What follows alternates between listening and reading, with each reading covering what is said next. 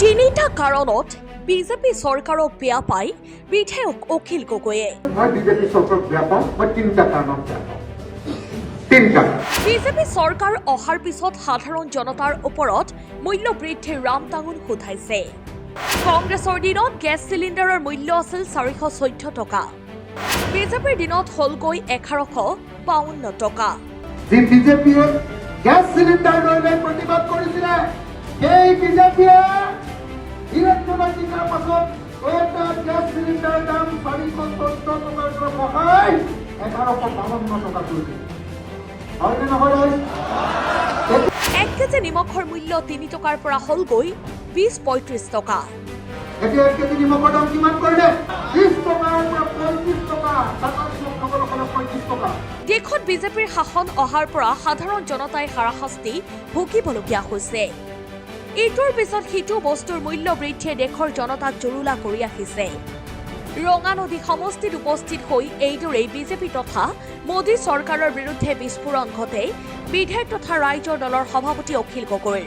উল্লেখযোগ্য যে আগন্তুক বিধানসভা নিৰ্বাচনত যুঁজ দিবৰ বাবে সাজু হৈ পৰিছে শাসক তথা বিৰোধীৰ প্ৰতিটো ৰাজনৈতিক দল।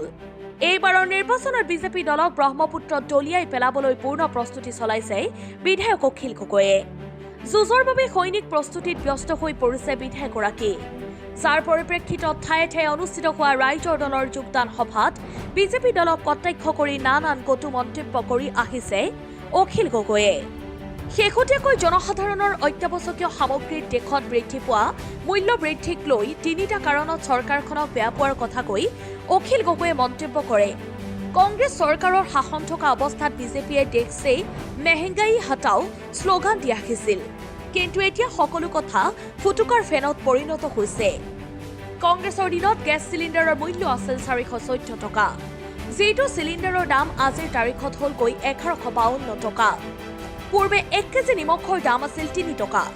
কিন্তু বিজেপিৰ শাসনকালত 1 কেজি নিমখৰ দাম হলগৈ 20ৰ পৰা 35 টকা। মোদী চৰকাৰ অহাৰ আগতেই এটা মুৰ্গীৰ কণীৰ দাম আছিল 3 টকা, এতিয়া হল 10 টকা। বিজেপি চৰকাৰে অসম তথা ভাৰতবৰ্ষত প্ৰতিটো বস্তুৰ দাম বৃদ্ধি কৰিছে। গতিকে এই চৰকাৰখনক কোনোপধ্যেই ভাল পাব নোৱাৰি। 26ৰ নিৰ্বাচনত বিজেপি দলক সকলোৱে মিলি দলিয়াই পেলাব লাগিব। এইদৰেই একাংশৰ উপস্থিতিত বিজেপি চৰকাৰক কঠোৰ বাক্যৰে সমালোচনা কৰে বিধায়ক অখিল গগৈয়ে। মই বিজেপি চৰকাৰক বেয়া পাওঁ, মই তিনিটা কাৰণত বেয়া পাওঁ। তিনিটা। মোৰ তিনিটা কাৰণ আছে দেই, আপোনালোকক মই কৈ দিছো। 1 নম্বৰ কাৰণটো, বিজেপি চৰকাৰ অহাৰ পাছৰ পৰা বস্তুৰ দাম আনিবলৈ পাৰিছে। হয়নে নহয়? হয়নে নহয়? মোৰ নিজৰ মনত আছে যে বিজেপি চৰকাৰ আহিবৰ সময়ত হুলস্থুল কৰিছিলে যে আমি মেহেংগায়ে হটায়েংগে, কৈছিলে নে? যে আমি মূল্য বৃদ্ধি ৰোধ কৰিম, কৈছিলে নে নাই? কৈছিলে। আপোনালোকৰ মনত আছে নে নাই যে বিজেপিৰ মানুহবিলাকে কংগ্ৰেছৰ দিনত এনেকে পিঁয়াজৰ মালা পিন্ধি পিন্ধি যে প্ৰতিবাদ কৰিছিলে? মনত আছে নাই? আৰু এই যে গৰু গাড়ীত যে গেছ চিলিণ্ডাৰ উঠাই এই গেছ চিলিণ্ডাৰৰ দাম ইমান দাম কৰিছে হাল্লা কৰিছিলে নে নাই? তেতিয়া এটা গেছ চিলিণ্ডাৰৰ দাম আছিলে 414 টকা। 414।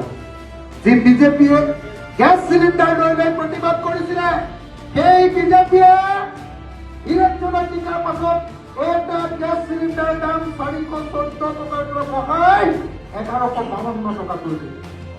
হয়নে নহয়? তেতিয়াহ'লে যি আন্দোলন কৰিছিলে কোনে? আমি বস্তুৰ দাম কমাবৰ কাৰণে আহিছো, কংগ্ৰেছে আমাৰ দেশখন কাৰণে বস্তুৰ দাম বঢ়ায়। সেই চৰকাৰে যেতিয়া গেছ চিলিণ্ডাৰৰ দাম 414 টকাৰ পৰা 1152 টকা কৰি দিলে, তেতিয়াহ'লে সেই বিজেপিক আমি ভাল পাব পাৰিম নেকি? পাৰিম নেকি? আজি মই আন্দোলন কৰিছো মাটিৰ পট্টাৰ কাৰণে, মই আন্দোলন কৰিছো নদী বান্ধ বনাব নালাগে বুলি, মই আন্দোলন কৰিছো বিদেশী আহিব নালাগে বুলি, গা আইনৰ বিৰুদ্ধে আন্দোলন কৰিছো। কাইলৈ যদি মই মুখ্যমন্ত্ৰী হৈ মই যদি কওঁ যে নাই নদী বান্ধ বনাব লাগিব, নদী বান্ধ বনাবৰ কাৰণে যদি মই নিজে লাগি যাম, আৰু নদী বান্ধ যদি যিটো বন্ধাই আছে সেইটো যদি মই বন্ধ নকৰো, তেতিয়াহ'লে মোক কোনোবাই বিশ্বাস কৰিব নেকি? নকৰে। হয়নে নহয়? নকৰে। হয়নে নহয়? এতিয়া বিজেপি চৰকাৰে বিজেপি দলে আমাক বস্তুৰ দাম কমাম বুলি কৈছিলে, কিন্তু বস্তুৰ দাম কমোৱাৰ পৰিৱৰ্তে প্ৰত্যেকটো বস্তুৰ দাম বঢ়াই দিলে। দিলে নে নহয় ৰাইজ? গেছ চিলিণ্ডাৰ 414 টকাৰ পৰা 1152 টকা কৰি দিলে। লুণ, লৱণ, নিমখ 1 কেজি নিমখৰ দাম আছিলে 3 টকা, এতিয়া 1 কেজি নিমখৰ দাম কিমান কৰিলে? কেইটকা? 20 টকাৰ পৰা 35 টকা। টাটা নিমখ খাবলৈ হ'লে 35 টকা, হয়নে নহয়? 3 টকাৰ পৰা যদি 35 টকা কৰে কিমান দাম বঢ়াই দিলে? 1 কেজি নিমখৰ দাম বঢ়াই দিলে 32 টকা। 1 কেজি নিমখৰ দাম বঢ়াই দিলে 32 টকা। আটাইতকৈ দুখীয়া মানুহে খোৱা নিমখটোৰ দামো 10 টকা কৰি দিলে, হয়নে নহয়? আটাইতকৈ একদম বাহিৰত পোৱা যিটো আয়োডিন নাথাকে সেই নিমখৰ দামো এতিয়া কিমান কৰি দিলে? 10 টকা। 3 টকাৰ পৰা 10 টকা কৰি কেইটকা বঢ়াই দিলে? 7 টকা। কমাম বুলি কৈছিলে, দিলে আৰু বঢ়ালে যিমান দাম আছিলে তাতকে 2 গুণ নহয় 3 গুণ দাম, হয়নে নহয়? গতিকে এই চৰকাৰক আমি কেতিয়াও ভাল পাওঁ। এটা মুৰ্গী কণীৰ দাম কিমান আছে? এটা মুৰ্গী কণী ভাই और बहनों অহাৰ আগতে, ভাই और बहनों মানে কোন বাৰু? ভাই और बहनों কোনে কয় এইটো? ভাই और बहनों অহাৰ আগতে, মুৰ্গী অহাৰ আগতে এটা মুৰ্গী কণীৰ দাম আছিলে 3 টকা। এতিয়া কেইটকা? 10 টকা। কোনটো 10 টকা? ব্ৰইলাৰ মুৰ্গী কণীৰ দাম 10 টকা আৰু লোকেল মুৰ্গী কণীৰ দাম কেইটকা? 15 টকা। তেতিয়াহ'লে বিজেপিয়ে ভাল কৰিলে নে বেয়া কৰিলে? বেয়া কৰিলে নে ভাল কৰিলে? যদি বেয়া কৰিলে বিজেপিক আমি এবাৰ গিৰাব লাগিব নে নাই? লাগিব নে নাই? লাগিব। মই বেয়া পোৱা, বিজেপিক বেয়া পোৱাৰ প্ৰথম কাৰণটো হ'ল যে বিজেপিয়ে অসমৰ, ভাৰতৰ সকলো বস্তুৰ দাম বঢ়াই দিয়ে। হয়নে? হয়নে নহয়? হয়নে নহয়? 2 নম্বৰ কি কাম কৰিলে জানে নাই? আপোনালোকে বস্তুটো গুৰুত্ব দিয়ক দেই, বেলেগ কথা নাপাতিব। 2 নম্বৰ যিটো কামৰ কাৰণে মই বিজেপিক বেয়া পাওঁ সেইটো হ'ল অসমৰ বেপাৰ, একদম চব বেপাৰীৰ ব্যৱসায় বেয়া। যিবিলাকে ব্যৱসায় কৰে চবকে সোধক, আপুনি চবকে সোধক। এতিয়া বেপাৰ কৰিবৰ কাৰণে বেছি টকা লাগে কিন্তু লাভ নাই, হয়নে নহয়? হয়নে নহয়? এনেকুৱা দোকানী আছে এতিয়া, এনেকুৱা দোকানী আছিলে আগতে কাপোৰ বিক্ৰী কৰিছিলে 30,000 40,000 টকা, এতিয়া 1000 টকা কাপোৰ বিক্ৰী কৰিবলৈ চিন্তা কৰিব। কেলে? আপোনালোকে মনত ৰাখিব, অসমৰ চব বেপাৰী বেপাৰ খাই পেলাই দিলে বিজেপিয়ে। 1 নম্বৰ কেলে খাই পেলালে? বিজেপি অহাৰ পাছত গোটেই ভাৰতবৰ্ষত অনলাইন বিজনেছ কৰি দিলে, অনলাইন, হয়নে নহয়?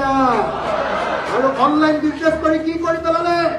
অনলাইন বিজনেছ কৰি আমেৰিকাৰ কোম্পানী আমাজনক গোটেই বিজনেছ কৰিবলৈ দিছিলে, হয়নে নহয়? ফ্লিপকাৰ্টক দি দিলে, ফ্লিপকাৰ্ট এতিয়া আপোনাৰ ঘৰত আহি বস্তু দি দিব, হয়নে? ঘৰত আহি যে বস্তু দি দিব, সেইটোত অসমীয়া মানুহে কি পাই জানে? যিটো ল'ৰাই আপোনালোকৰ ঘৰত আহি বস্তুটো দিবলৈ আহিলে কি 20 টকা পোৱাৰ বাহিৰে বাকী গোটেই লাভটো আমেৰিকালৈ দিব। কথাটো বুজিলে নে না? আগতে সেই লাভটো খাইছিলে আমাৰ অসমীয়া দোকানী বিলাকে, বুজিছে নে নাই? মিচিং মানুহ, কৈবৰ্ত মানুহ, আহোম মানুহ, মুছলিম মানুহ, মাৰৱাৰী মানুহ, আপোনাৰ গোৰ্খা মানুহ, এই গোটেই কলিতা মানুহ, যিবিলাক অসমীয়া মানুহ বেপাৰী আছিলে, সেই সৰু সৰু দোকানী বিলাকে লাভটো খাবলৈ পাইছিলে। এতিয়া গোটেই লাভটো আমেৰিকালৈ দিছিলে, হয়নে নহয় কথাটো? হয়নে নহয়? আৰু বিজনেছ বেয়া হৈ যোৱাৰ দ্বিতীয় কাৰণটো কি জানেনে নাই? দ্বিতীয় কাৰণটো হ'ল আজিকালি লখিমপুৰলৈ গ'লে গাঁৱৰ মানুহেও সৰু সৰু দোকান কেইখনত বজাৰ নকৰে। এতিয়া কি আহি গ'ল? Shopping mall, shopping mall, shopping mall. Shopping mall বিলাকৰ মালিক কোন? ৰিলায়েন্স কোম্পানী, ৰিলায়েন্স ব্ৰেণ্ড, বিশাল মেগা মাৰ্ট, হয়নে? টাটা কি বুলি কয়? টাটাৰ সেইবিলাক যদিও এই গোটেই কোম্পানীবিলাক চাব দেই, আটাইতকৈ ডাঙৰ বজাৰখন আমেৰিকা আৰু চীনক দি দিলে, দ্বিতীয় ডাঙৰ বজাৰখন তাত দি দিলে আদানী, আম্বানী, টাটা, বিশাল মেগামাৰ্ট, এনেকুৱা ডাঙৰ বেপাৰীবিলাকক দি দিলে আমাৰ সৰু সৰু বেপাৰীবিলাক মৰি গৈছে। হয়নে নহয় ৰায়? হয়নে নহয়? তাৰ মাজত আকৌ বেপাৰীবিলাকক মৰাৰ আৰু এটা বস্তু হ'ল GST নামৰ এটা বস্তু লগাই বস্তুবিলাকৰ ওপৰত ইমান কৰ বহুৱাই দিলে, ইমান কৰ বহুৱাই দিলে, ইমান টেক্স লয়, মানুহক ইমান লুট কৰে। আমি যে নিমখ 10 টকাত কিনো, 10 টকা দিনত 8 টকাহে নিমখৰ দাম, 2 টকা চৰকাৰে টেক্স লয়। আগতে খোৱা বস্তুৰ ওপৰত টেক্স নাছিলে, গতিকে খোৱা বস্তু কম দামত পাইছিলে। এতিয়া বিজেপি আহি খোৱা বস্তু চাউলৰ ওপৰত, নিমখৰ ওপৰতো টেক্স লয়, GST লয়, গতিকে বস্তুবিলাকৰ দাম বাঢ়ি গৈছে। এটা ভাল পাৰ্টি নে বেয়া পাৰ্টি? ভাল পাৰ্টি নে বেয়া পাৰ্টি? বিজেপি ভাল পাৰ্টি নে বেয়া পাৰ্টি? বেয়া পাৰ্টি নে ভাল পাৰ্টি? মই কি কাৰণে বেয়া পাওঁ বুলি ক'লো বিজেপিক? এক, বস্তুৰ দাম বঢ়াই দিয়াৰ কাৰণে। 2, বেপাৰীবিলাকৰ বেপাৰ বন্ধ কৰি গোটেই বাহিৰৰ কোম্পানীবিলাকক বেপাৰটো দি দিয়াৰ কাৰণে। 2, হয়নে? আৰু 3 মই কেলে বেয়া পাওঁ জানে নাই? এই যে কথাটো শুনি লওক, বেলেগ কথা নাপাতিব।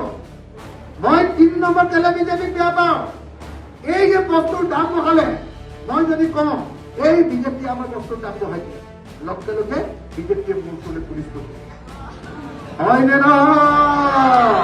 হয়নে নহয়? যদি আপুনি ফেচবুকতো লিখে এই বস্তুৰ দাম বাঢ়িছে, লগে লগে বিজেপিৰ মানুহ আপোনাৰ ঘৰলৈ আহিব, পুলিচ আহিব, পুলিচে আপোনাক থানালৈ মাতি লৈ যাব, কোনোবাই কেছ দি দিব। আৰু হিমন্ত মামাৰ কামটোৱে হ'ল, বিজেপিৰ কামটোৱে হ'ল যে তাকো কথা ক'বলৈ নিদি দুইটা গছত পাই।